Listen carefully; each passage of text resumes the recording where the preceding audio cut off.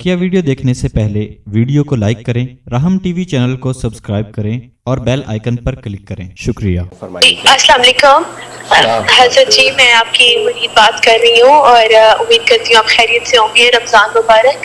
Actually मैं आपसे contact कर रही थी क्योंकि मेरा जॉब का काफ़ी मसला पड़ा हुआ है। मैं आपसे 2-3 दफ़ा पहले वज़ाइफ भी दे चुकी हूँ और तकरीबन पिछले साल दिसंबर से कोशिश कर रही हूँ, मगर बात बनती है और फिर एकदम से आके अटक जाती है और ऑफर नहीं आती।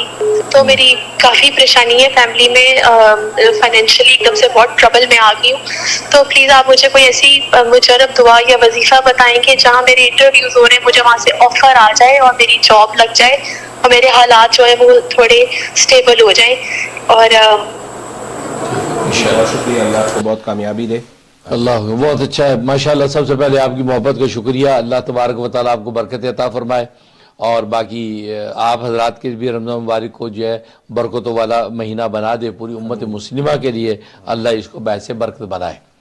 और बाकी आप अपनी जाब के हवाले से नोट कर लें, एक तो आप पढ़े या वहाबू, अल्लाह का नाम या वहाबू, ये 1414 दफ़ा पढ़े ईशा के बाद।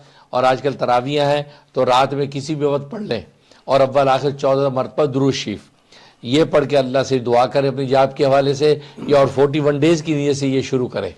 इंशाअल्लाह अल्लाह के नाम से आपकी जाब लग जाएगी। और दूसरा है कि जो इंटरव्यू लेते हैं वो आपको बुला भी लें, उसके लिए नोट कर लें सूरत नमल की आयत नंबर 30 और 31, नमल की 30 और 31 आयत 41 टाइम आप उन लोगों का तसव्वुर करके पढ़ें और पढ़ के तसव्वुर में उनकी तरफ फूंक दिया करें और दुआ कर लें।